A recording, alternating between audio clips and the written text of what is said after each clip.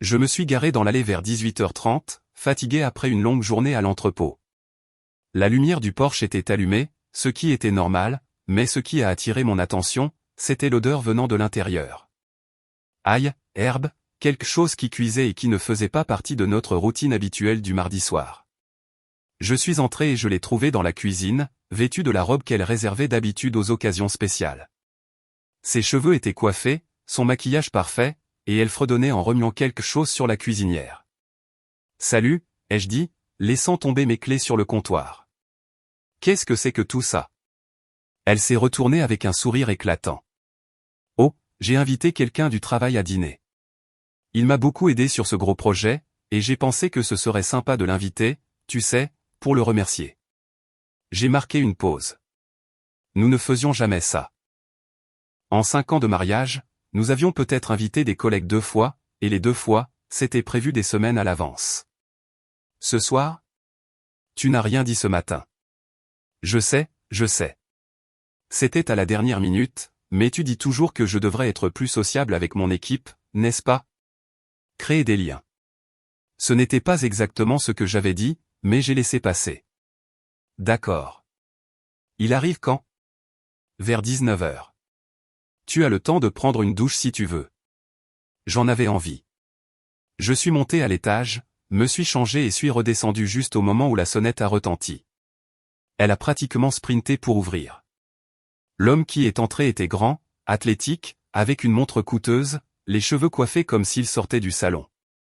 Il lui a tendu une bouteille de vin avec une assurance décontractée qui a immédiatement déclenché des alarmes dans ma tête. « Merci beaucoup de m'avoir invité », a-t-il dit, puis il m'a regardé. « Vous devez être le mari. »« Je suis Antoine. »« Enchanté », ai-je dit en lui serrant la main. Poignée ferme, contact visuel direct, le package complet. Nous nous sommes assis à table, et c'est là que les choses ont commencé à devenir étranges. Ils sont immédiatement tombés dans un rythme, finissant les phrases l'un de l'autre, riant de blagues privées dont je ne faisais pas partie. Chaque histoire commençait par « Tu te souviens quand » ou « Cette fois au bureau quand ». Alors, Marc, ai-je dit, coupant mon poulet, dans quel département êtes-vous? Marketing, a-t-il dit doucement. Nous avons collaboré sur la campagne de printemps. Ma femme, Sophie, travaillait dans les ventes. Un étage différent, des réunions différentes, tout était différent. Ils n'étaient pas exactement des voisins de bureau. Le dîner a continué et je les ai observés. La façon dont elle se penchait quand il parlait. Comment sa main frôlait la sienne en prenant le pain. Les petits regards qu'ils échangeaient quand ils pensaient que je ne faisais pas attention. Puis est venu le moment qui a tout scellé. Marc racontait une histoire sur une réunion avec un client et ils riaient tous les deux, complètement dans leur monde. Elle a posé sa main sur son bras, m'a regardé avec un sourire en coin et a dit « Je crois qu'on rend mon mari jaloux ». Ils ont ri tous les deux comme si c'était drôle, comme si j'étais la blague. J'ai posé ma fourchette, n'ai rien dit, me suis juste essuyé la bouche avec la serviette, me suis levé et me suis éloigné de la table. « Où vas-tu » a-t-elle appelé derrière moi, mais je n'ai pas répondu. Je suis monté à l'étage, dans notre chambre, j'ai fermé la porte et je me suis assis sur le bord du lit. Mon téléphone était dans ma main, et je pensais déjà à la suite. Pas de colère, pas de panique, juste un calcul froid et clair. En bas, je les entendais encore parler. Leur voix était plus basse maintenant, confuse. Qu'ils soient confus. Je n'allais pas crier, je n'allais pas faire de scène, je n'allais rien faire de ce qu'ils attendaient. Mais je n'allais pas non plus oublier ça. J'ai ouvert mes contacts et j'ai commencé à faire une liste de personnes à appeler demain. En commençant par un ami qui travaillait dans la sécurité informatique et en terminant par une avocate dont j'avais entendu du bien par une collègue. Ce dîner était terminé, mais le jeu venait de commencer. Et il n'avait aucune idée de ce qu'il venait de déclencher. Le lendemain matin, je me suis réveillé avant que son réveil ne sonne. Elle dormait encore, le visage paisible comme si rien ne s'était passé. Je me suis habillé silencieusement et je suis descendu pour faire du café. Quand elle est enfin descendue, elle était prudente, tâtonnant. « À propos d'hier soir » a-t-elle commencé. « Je pense que tu as un peu exagéré. Marc n'est qu'un collègue. Nous nous amusions. » J'ai versé mon café, j'ai pris une gorgée. « D'accord. » Elle a cligné des yeux. « D'accord, c'est tout? Qu'est-ce que tu veux que je dise? » tu as invité quelqu'un. Tu as passé un bon moment. Je ne vais pas me battre pour ça. Elle avait l'air presque déçue que je ne m'engage pas, et bien, tant mieux, parce que ce n'était rien. Tu es parano. J'ai hoché la tête, j'ai pris mon déjeuner dans le réfrigérateur et je suis sorti. Qu'elle pense avoir gagné. Au travail, j'ai passé mon premier appel pendant ma pause déjeuner. Mon ami Grégory travaillait dans la sécurité réseau dans une entreprise de technologie du centre-ville. Nous avions fréquenté le même lycée, nous étions restés en contact au fil des ans. J'ai besoin d'un service, lui ai-je dit. Rien d'illégal. J'ai juste besoin de récupérer des messages supprimés d'une sauvegarde de téléphone. Quel téléphone? Le mien. Compte joint avec ma femme. Je paie la facture. Tout est à mon nom. Il est resté silencieux une seconde. Oh, mec, je suis désolé. Oui, je peux t'aider avec ça. Apporte-moi les informations du compte. Cet après-midi-là, je suis passé chez lui. Il a ouvert la sauvegarde cloud, a exécuté un logiciel de récupération, et en 20 minutes, je regardais 3 mois de conversations textuelles supprimées. Ma femme à Marc, il travaille encore tard ce soir. Envie de prendre un verre? Marc à ma femme, toujours. Même endroit. Ma femme à Marc. J'ai hâte de te voir. Porte ce parfum que j'aime. Les messages continuaient, des dizaines d'entre eux. Rendez-vous après le travail, déjeuner qu'elle n'avait jamais mentionné, SMS tardif qui me retournait l'estomac. Mais voici ce qui a attiré mon attention. Il mentionnait sans cesse qu'il rentrait chez lui pour vérifier les choses et que ma situation à la maison est compliquée en ce moment. Il était vague exprès. Le lendemain, j'ai adopté une approche différente. Je me suis rendu à son immeuble de bureau pendant ma pause déjeuner et je me suis garé de l'autre côté de la rue. Effectivement, à midi, elle est sortie avec Marc. Ils sont allés dans un café à 2 pâtés de maison, se sont assis près l'un de l'autre dans un coin, sa main sur la sienne sur la table. J'ai pris des photos, pas pour le drame, juste pour la documentation. Puis j'ai fait ce que j'aurais dû faire depuis le début. Je l'ai cherché correctement. LinkedIn, Facebook, registre public. Marc Dubois, 34 ans, directeur marketing. Et là, c'était, enfoui dans ses paramètres de confidentialité, mais visible si l'on savait où regarder. Marié à Chloé Dubois. Son profil était plus public. Des publications récentes sur la préparation de la chambre de bébé, des plaintes concernant des maux de dos, des comptes à rebours avant la date d'accouchement. Elle était enceinte de 7 mois. Je suis resté dans mon camion à regarder sa photo de profil.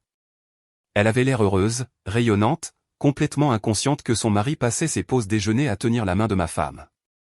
Ce soir-là, je suis rentré à la maison et j'ai trouvé ma femme sur le canapé, faisant défiler son téléphone avec une expression coupable qui a disparu dès qu'elle m'a vu.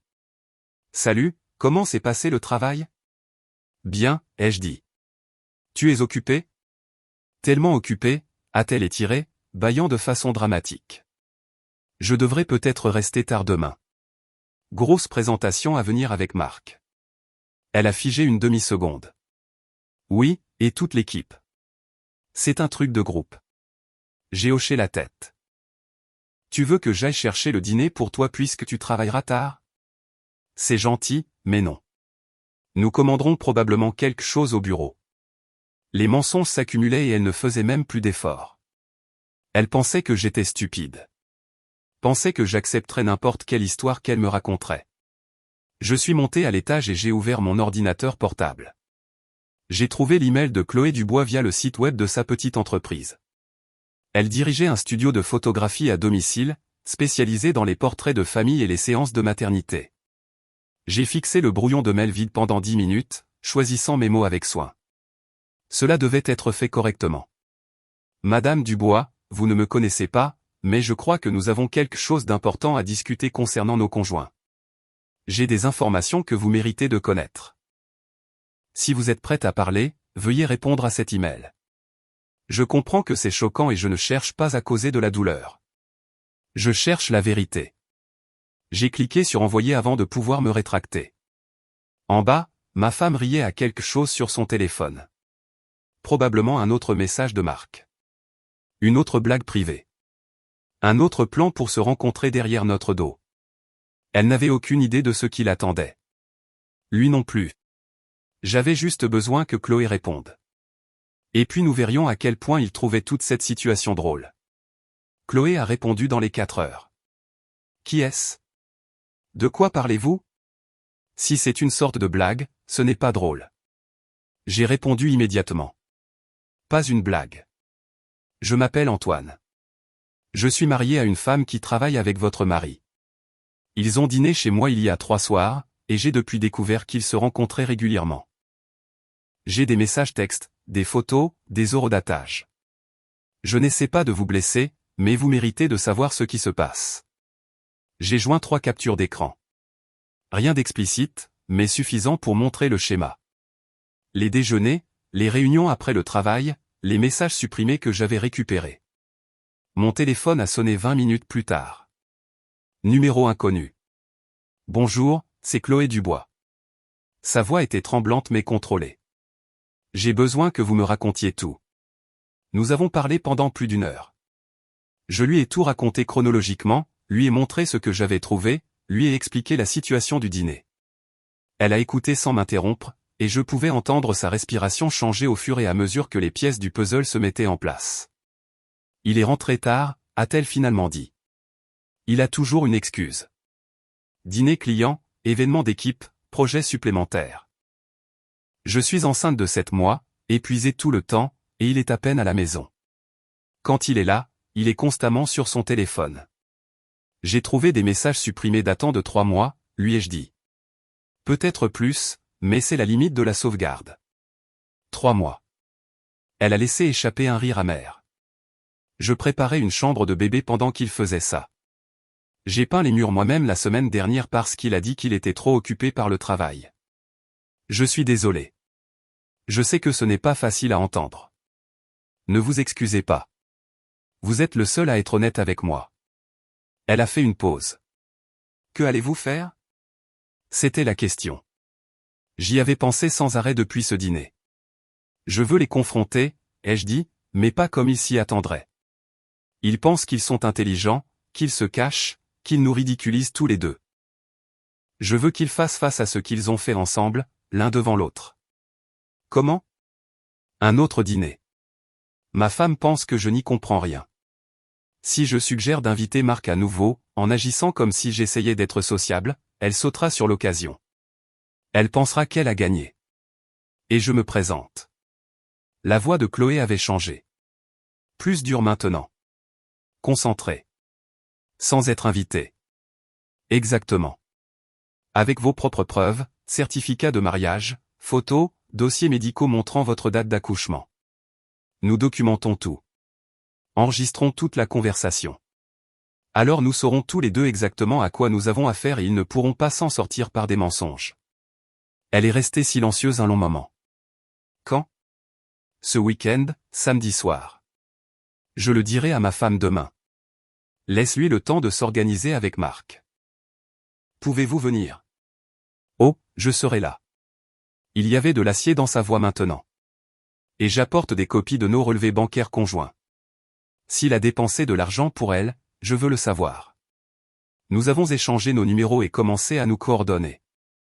Elle se garerait un peu plus loin dans la rue, attendrait mon SMS quand Marc arriverait, puis attendrait 10 minutes avant de se montrer. Assez de temps pour qu'ils se sentent à l'aise, qu'ils baissent leur garde. Une dernière chose, a dit Chloé avant que nous raccrochions. J'ai contacté un avocat cet après-midi, juste après avoir reçu votre email. Elle a dit que je devais tout documenter, surtout s'il y a eu des malhonnêtetés financières. J'ai fait la même chose hier. J'ai parlé à quelqu'un que ma collègue m'avait recommandé. Nous allons vraiment faire ça. Oui, nous le faisons. Cette nuit-là, ma femme est rentrée tard, presque 21 heures. Maquillage légèrement estompé, cheveux un peu en désordre, cette satisfaction coupable sur son visage qu'elle essayait de cacher. Comment s'est passée la présentation, ai-je demandé depuis le canapé. Épuisant. Nous avons commandé une pizza, travaillé pendant le dîner. Elle a retiré ses talons. Je vais prendre une douche. Avant de le faire, ai-je dit avec désinvolture. Je pensais que le dîner avec Marc ne s'était pas très bien passé parce que je n'étais pas dans le bon état d'esprit. Le stress du travail. Tu sais comment c'est. Peut-être devrions-nous réessayer ce week-end. Je ferai un effort cette fois. Elle s'est arrêtée à mi-chemin des escaliers. S'est retournée lentement. Tu veux l'inviter à nouveau? Pourquoi pas? S'il est important pour ta carrière, je devrais soutenir ça. J'ai été impoli la dernière fois. Laisse-moi réparer ça. Je pouvais voir son esprit travailler. Essayer de comprendre si c'était un piège. Mais son ego a gagné. Elle pensait qu'elle m'avait brisé. Qu'elle m'avait fait accepter la situation. C'est vraiment mature de ta part, a-t-elle dit avec un sourire. Je vais lui envoyer un message demain. Génial. Samedi soir. Parfait. Elle est montée à l'étage et j'ai entendu la douche commencer. J'ai sorti mon téléphone et j'ai envoyé un message à Chloé. C'est réglé. Samedi à 19 h. Je t'enverrai l'adresse. Sa réponse est arrivée rapidement. Je serai prête. Et merci de m'avoir dit la vérité. Nous méritons mieux que ça. Oui, nous le méritons. J'ai rangé mon téléphone et j'ai fixé le plafond. 3 jours encore jusqu'à samedi. 3 jours de plus à faire semblant que tout allait bien pendant que je me préparais au moment où toute leur mascarade s'écroulerait. Ils voulaient jouer à des jeux. Ils voulaient se cacher, nous mentir en face, nous traiter comme si nous étions trop stupides pour remarquer. Samedi soir, ils apprendraient à quel point ils se trompaient. Jeudi après-midi, ma femme a tout confirmé. Marc viendrait samedi à 19 h et elle planifiait déjà le menu comme si c'était une sorte de célébration. Je pense à du saumon, a-t-elle dit, faisant défiler des recettes sur sa tablette. Et ce vin qu'il a apporté la dernière fois était incroyable. Peut-être que j'en prendrai une autre bouteille. Ça a l'air bien, ai-je dit, sans lever les yeux de mon ordinateur portable. Elle rayonnait presque. Pensais qu'elle avait réussi à me faire accepter la situation. La pauvre n'avait aucune idée de ce à quoi ressemblerait réellement le samedi. Vendredi matin, j'ai rencontré l'avocat. Il s'appelait Maître Bernard, la cinquantaine, un type pragmatique qui avait vu cette histoire 1000 fois auparavant. Vous faites la bonne chose en documentant tout, a-t-il dit, en examinant les captures d'écran et la chronologie que j'avais préparée.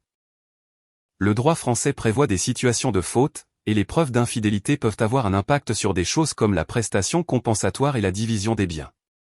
Je veux que ce soit propre, rapide, sans traîner des mois. Avec ce que vous avez ici, nous pouvons avancer rapidement. Assurez-vous simplement que demain soir reste civil. Ne menacez personne. Ne devenez pas violent. Ne faites rien qui puisse être utilisé contre vous plus tard. Je n'ai pas l'intention de le faire. Bien. Enregistrez tout si vous le pouvez. En France, l'enregistrement d'une conversation est légal si vous êtes l'une des parties. Donc, tant que vous faites partie de la conversation, c'est légal. J'avais déjà commandé 2 petits enregistreurs vocaux en ligne. Livraison express. Ils sont arrivés vendredi après-midi. Des petits objets qui pouvaient tenir dans une poche de chemise. Ce soir-là, Chloé a appelé. J'ai reparlé à mon avocate aujourd'hui. Elle a dit qu'elle voulait que j'obtienne la documentation de tous les comptes partagés, de tous les achats inhabituels récents. J'ai examiné nos relevés de cartes de crédit des 3 derniers mois. Tu as trouvé quelque chose? Un achat de 600 € dans une bijouterie. Quand je lui en ai parlé le mois dernier, il a dit que c'était pour l'anniversaire de sa mère. L'anniversaire de sa mère est en février. Cette dépense était en avril.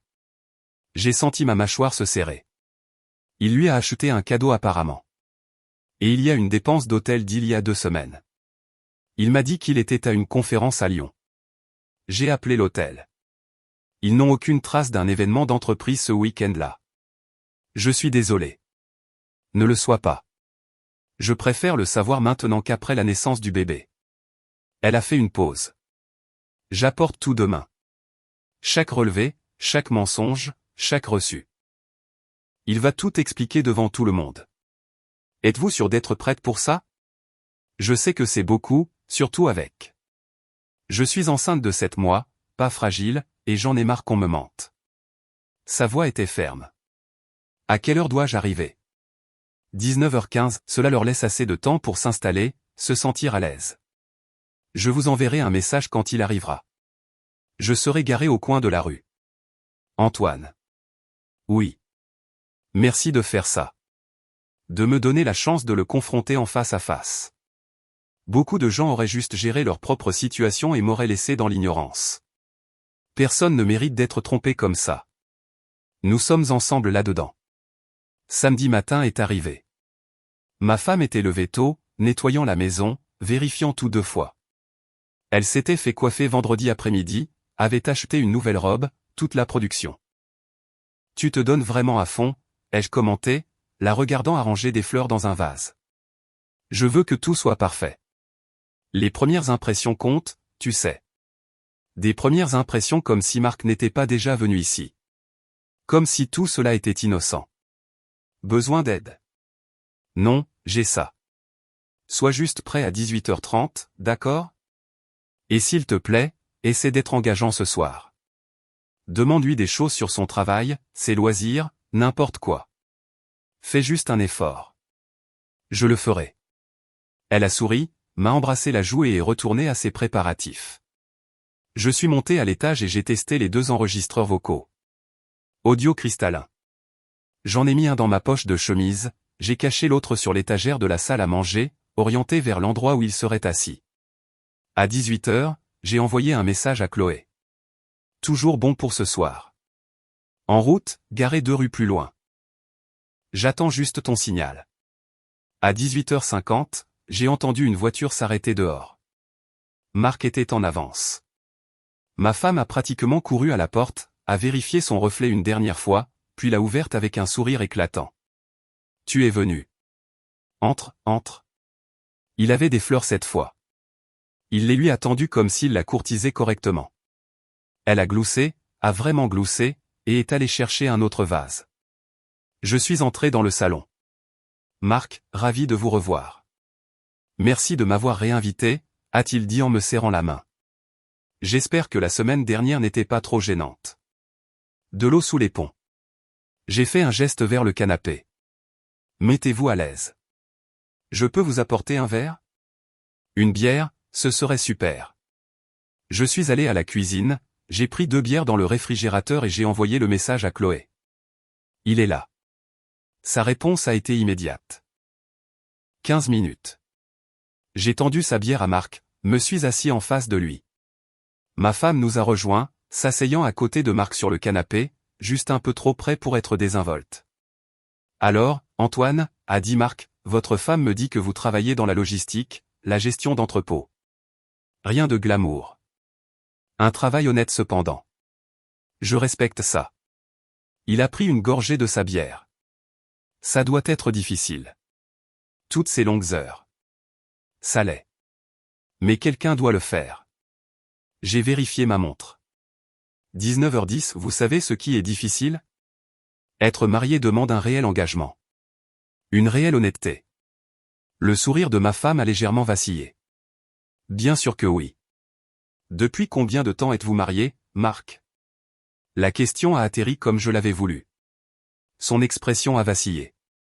Juste une seconde. C'est un peu personnel, a coupé ma femme rapidement. Est-ce que...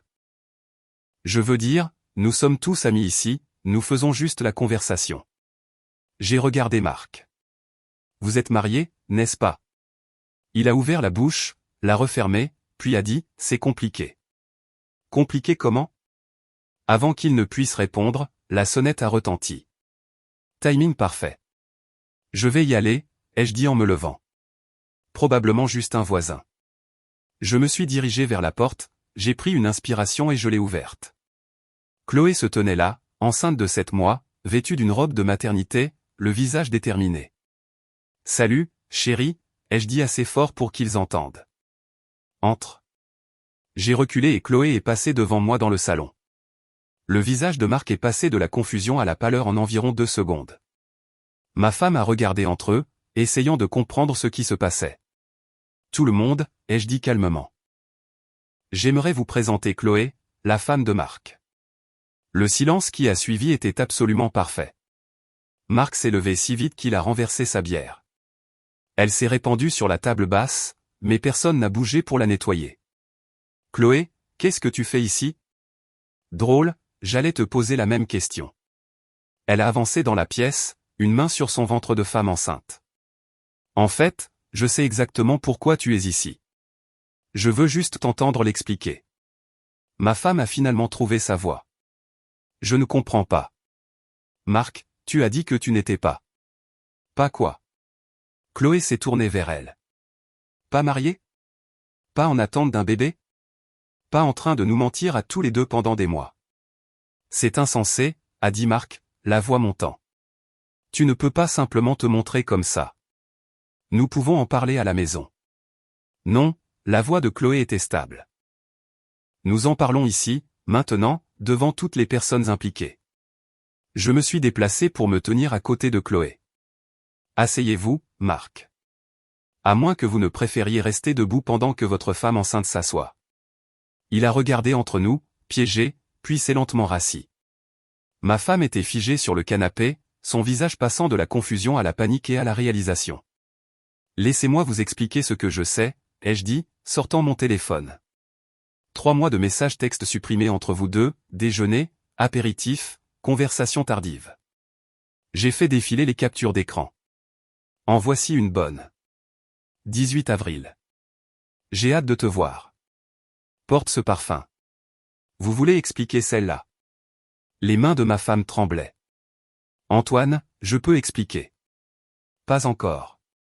Je veux entendre Marc d'abord. Je l'ai regardé. Achat de bijoux de 600 € en avril. Le cadeau d'anniversaire de votre mère, n'est-ce pas? Sauf que l'anniversaire de votre mère est en février. Chloé a sorti des papiers de son sac. Voici le relevé de carte de crédit. Et voici la dépense d'hôtel de Lyon d'il y a 2 semaines.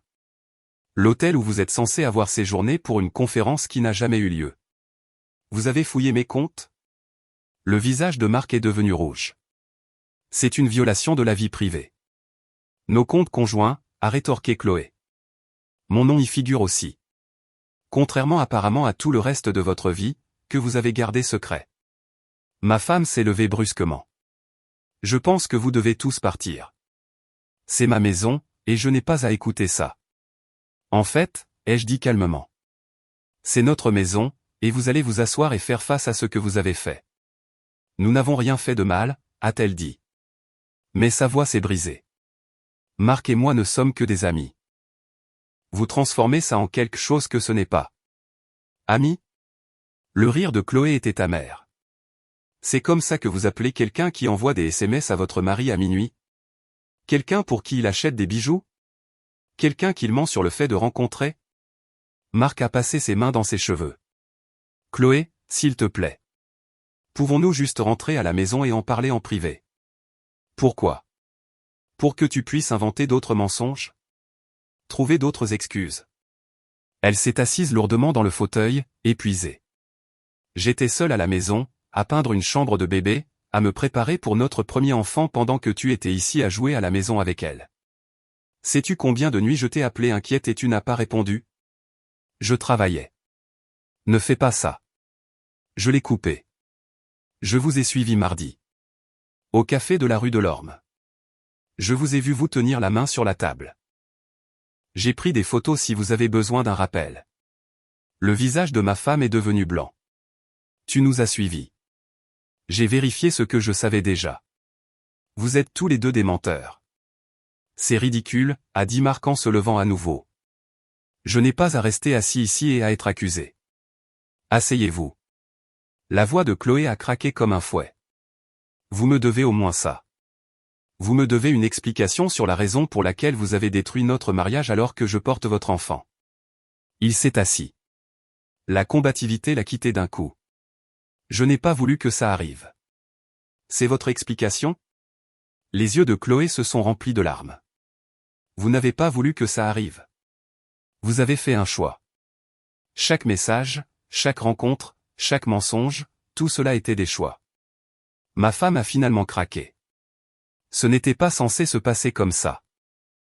Nous nous sommes juste connectés et ça faisait du bien d'avoir quelqu'un qui me comprenne. Je te comprends, ai-je dit doucement. Je suis marié avec toi depuis 5 ans. Mais te comprendre n'est apparemment pas suffisant quand quelqu'un de plus excitant arrive. Ce n'est pas juste. Juste?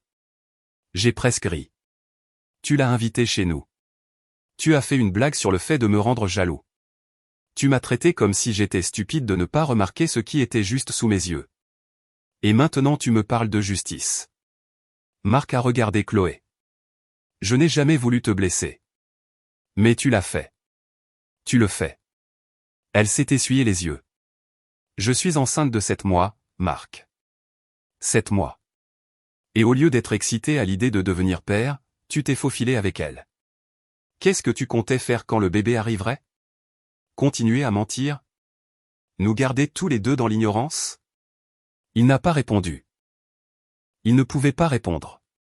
Voici ce qui va se passer, ai-je dit. Demain matin, je demande le divorce.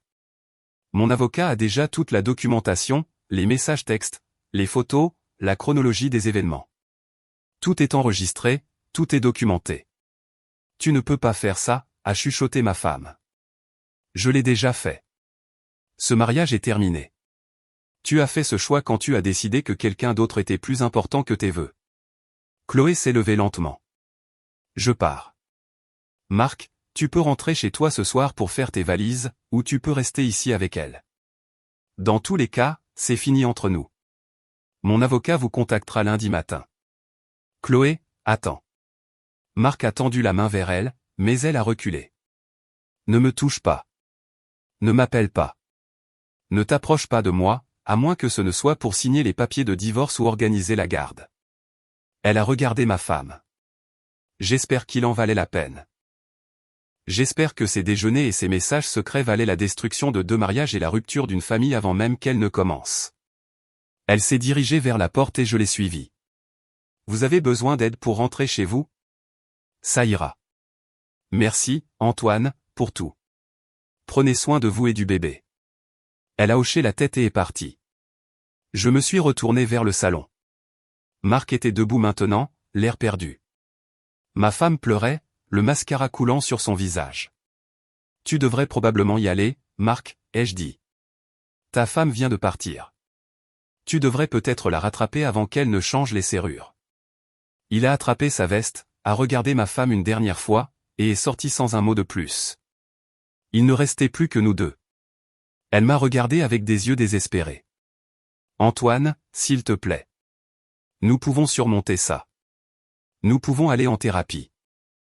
Nous pouvons arranger ça. Non. Le mot était définitif. Nous ne pouvons pas. Ce n'est pas quelque chose que l'on arrange. C'est quelque chose avec lequel on vit. Mais je t'aime. Tu aimes la sécurité que je t'offrais. Tu aimais avoir quelqu'un à retrouver à la maison quand ton partenaire de jeu devait retourner auprès de sa femme enceinte. Ce n'est pas de l'amour. C'est de la commodité. Elle s'est effondrée sur le canapé en sanglots. Je suis monté à l'étage, j'ai pris le sac que j'avais déjà préparé et je suis redescendu. Je reste à l'hôtel ce soir. Ne m'appelle pas. Ne m'envoie pas de message. Mon avocat s'occupera de tout à partir de maintenant. Où suis-je censé aller? Qu'est-ce que je suis censé faire? Je ne sais pas. Peut-être demande à Marc. Vous aviez l'air d'avoir beaucoup de plans avant ce soir. Je suis sorti de la maison, je suis monté dans mon camion et je suis parti. Dans mon rétroviseur, je pouvais la voir debout dans l'encadrement de la porte, me regardant partir. Je n'ai pas regardé en arrière. Lundi matin, Maître Bernard a déposé les papiers de divorce. À midi, ma femme avait été signifiée à son bureau. Elle a appelé 17 fois ce jour-là. Je n'ai pas répondu une seule fois. Mardi, Chloé m'a appelé. Marc a déménagé hier. Il a pris ses vêtements et son ordinateur portable. Il a laissé tout le reste. Il est chez un ami, apparemment. Comment allez-vous? Mieux que ce à quoi je m'attendais. Mon avocat dit que les enregistrements et la documentation que nous avons rendent les choses simples. Il ne peut pas prétendre que quoi que ce soit était innocent quand nous l'avons sur bande en train de tout admettre. Bien. Vous méritez une rupture nette. Vous aussi, a-t-elle fait une pause. J'ai signalé tout au service des ressources humaines de leur entreprise ce matin, je leur ai envoyé des copies des messages textes, de la chronologie, tout. Ils prennent les relations sur le lieu de travail au sérieux, surtout quand elles impliquent la tromperie et affectent la productivité. Je n'avais pas pensé à cet angle. Qu'ont-ils dit? Ils lancent une enquête interne. Apparemment, le superviseur direct de Marc n'avait aucune idée qu'il passait du temps de l'entreprise à des réunions personnelles. Et votre femme a violé la politique en ne divulguant pas une relation avec quelqu'un avec qui elle collabore professionnellement. Conséquence. Exactement. Mon avocat a dit que ça renforce aussi mon dossier. Ça montre un schéma de malhonnêteté qui s'étend au-delà de notre seul mariage. Mercredi, j'ai reçu un SMS d'un numéro inconnu. C'était ma femme utilisant le téléphone d'une amie puisque je l'avais bloqué. S'il te plaît, parle-moi. J'ai fait une erreur. Je ferai n'importe quoi pour arranger ça. Je l'ai supprimé. Jeudi, Maître Bernard a appelé pour me donner des nouvelles. Elle veut négocier. Elle dit qu'elle acceptera tout si vous voulez bien lui parler. Une séparation propre. Aucune demande de prestation compensatoire. Elle garde sa voiture. Vous gardez la vôtre. La maison est mise en vente. Le produit est partagé à 50-50e. Elle a même accepté de couvrir ses propres frais juridiques. Pourquoi cette coopération soudaine? Mon avis, son avocat lui a expliqué à quel point ça se présente mal. Les preuves que vous avez, les enregistrements, le témoignage de la femme de Marc. Si ça va en justice, ça ne va pas être joli pour elle. Elle limite la casse. Acceptez. Je veux que ce soit fait. Je rédige les papiers. Vendredi après-midi, j'ai reçu un appel de Grégory, mon ami informaticien. Tu ne l'as pas entendu de moi, mais la rumeur dans leur entreprise est qu'ils ont tous les deux reçu un avertissement. Des réprimandes formelles dans leur dossier. Ils sont transférés dans des départements différents. Plus de collaboration sur des projets. C'est tout. Juste une réprimande pour l'instant. Mais les RH les surveillent de près. Toute nouvelle violation, toute trace de contact continue, et ils sont tous les deux virés. Dans le marché du travail actuel, ils ne peuvent pas se le permettre. Bien. 2 semaines plus tard, le divorce était prononcé. Le plus rapide dont j'ai jamais entendu parler. Mais quand les deux parties sont d'accord sur tout, le système va vite. J'ai signé les papiers au bureau de Maître Bernard, je suis sorti, et je me suis senti plus léger que je ne l'avais été depuis des mois. La maison s'est vendue en 1 semaine. Il s'avère que notre quartier était très demandé. Après la séparation, j'avais assez pour un bon acompte sur un endroit plus petit, plus près du travail. Rien d'extraordinaire, mais c'était le mien. Une page blanche, sans souvenirs attachés. J'ai croisé Chloé au tribunal un après-midi. Elle était là pour déposer ses propres papiers de divorce. La date d'accouchement n'était plus qu'à 6 semaines. Comment vous sentez-vous, ai-je demandé. Physiquement, épuisé, émotionnellement libre. Elle a souri. L'avocat de Marc a essayé de plaider pour la garde partagée, mais mon avocate a vite mis fin à cela. Il peut avoir des visites supervisées une fois que le bébé sera né, mais c'est tout. Il ne peut pas jouer à la famille heureuse après ce qu'il a fait. Vous allez être une excellente mère. Merci. Et Antoine, vous allez très bien aussi. Mieux que bien. Je sais.